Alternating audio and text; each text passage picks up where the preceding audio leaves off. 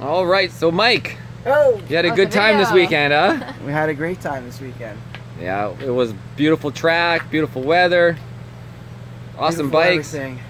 Raced the 300, which I beat one of my longtime adversaries, the Frog. Nemesis. And you know, with your help, it just helped me go that extra 10 seconds.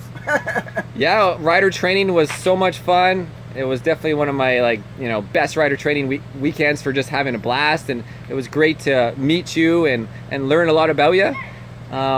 We started our first session with some 49s, 50, 48, and then by the end of the day we hit a 35, 36, right? It progressively got faster. Yeah. And the training with the helmet and the communication, one of the couple people walking around, coaches and whatnot, said what's some of the things I took away, and the first thing that comes to my mind is confidence.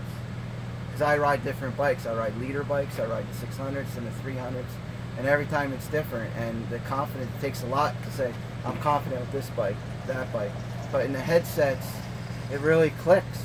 It really clicks when he says, don't brake, brake, brake, brake, brake, brake, brake, brake, brake, gas, gas, gas, gas. Timing, it's all about the timing. And you know, it really, that drill sergeant mentality really is embedded. And even during the race, I had communications, and I could barely hear you, but I can hear what you're trying to say, and it was clicking. It's that repetition, the memorization, and obviously we need to create instincts for you on the track that you don't think about, they just happen. Yeah, so I mean, as far as like coaching and having private coaches and schools, and done it all, done every part of it, and riding for 35 years, I've always found a value with private coaches, and Marcel, it was a pleasure. I can't wait for next year. Can't wait to bring you back. Yeah, new track. New track, Jersey. I gotta eat up my Jersey. I got a lot of people in Jersey now. I got a target on my back, so. What do you enjoy riding more, the 300, the 1000, or the R6? That's an awesome question. My multi-strada, but. Oh, you got a multi-strada? Multi-strada is my favorite bike. It just does everything. That's funny because my student next week bought the brand new Pikes Peak version of it. So, whoever that is, I love my multi-strada. I ride Harley Davidsons, but multi-strada has all the fun in it. And but as far as the track, HP4 was my favorite, still is. I don't ride it anymore because I have the 600, and Bounce Racing made me a huge, not huge, just a really awesome R6 that you rode. This is quote Anthony, if you watch this, Anthony from Bounce Racing, shout out. He was screaming in the helmet when he's riding the R6 that you built. Oh yeah. This is fucking crazy. Yeah, I really enjoyed it. This bike. He goes, it handles better than a BMW. Oh, by far, for sure. What lap times? What did I manage on your bike for lap times? I mean, it wasn't. I was doing like, I hit down 30 or something, right? Yeah. Just getting warmed up on your bike. Yep. And then Dave Moss, thank you for all the help on the phone with the suspension stuff, and Marcel helped me make it all click together. There goes some friends. And, that's that. So we're gonna get some more Marcel fans. We have maybe. If you do hire him to be a coach, security guard, private red ropes, and all that good stuff. Yeah, we had a lot of fans out here in North Carolina. Yeah, can you believe it? So I'm from Jersey. She's from Washington D.C. Stephanie. It's her first time on the TSS trip and this track. And North Carolina. What is it? You know, Automotive Research Center. It's NCCAR, NC Bike. Yeah. Super fun. What's your favorite corner out there? I would say not 8, probably 6. Probably 6. Yeah. Okay, so the right out of the bowl. Oh no, I'm sorry, 5. 5. Do you like the bowl? I love the bowl. What about you, Mike? What's my favorite turn here? Yeah. What was your worst corner before, and what's your best corner now? Going into turn 1, I was just waving bye to the Moors. You can wave bye. So yeah, those are my other competitors. But turn 1 was a challenge for me because of confidence. I didn't have the confidence, and then going with Marcel was a booster because using my helmet saying, go, keep going, keep going, keep going, keep going, keep going, break.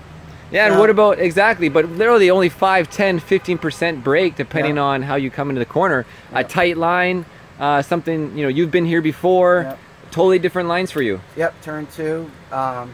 Again, I was just following the line that everyone else takes, but he came here, never been to the track. He had his own little line. I think it was original, and that actually helped me in the race. That going in tight on 2.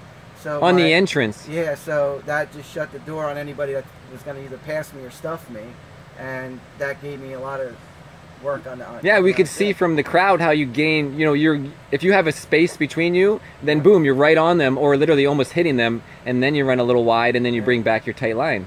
Yep. So I mean, overall, I'm just, you know, I'm exhausted. I usually have a lot more energy, but 2 days with Marcel, again, and he raced the. You know, I'm building bikes left and right, and the TSS 300 was my latest build that we did, and for him to go out and run 34s, 35, yeah, 35 flat. So to see that bike do that was awesome. I can't remember what I did. I did a 40 something, 41. So, what was your best lap time before in the 300 in the previous races?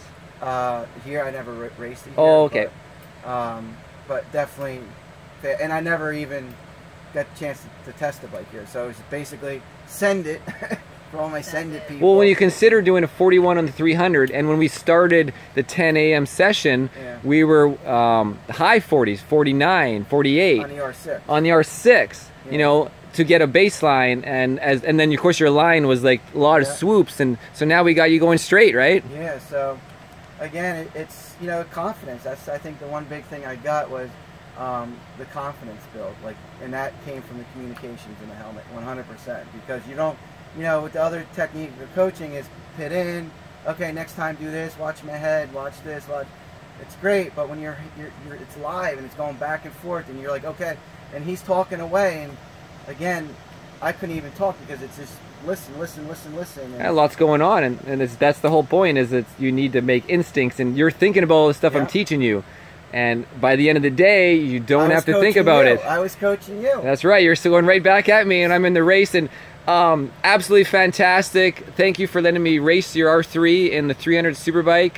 You know, we almost took gold. I know. Yeah. It was a race to see. You see the dust clouds and all that good stuff. So you're more than welcome. Hope you can race it at NYST. That's right. Well, I have some students. I'll see if I can break away. Yeah. All right, man. Well, thank you.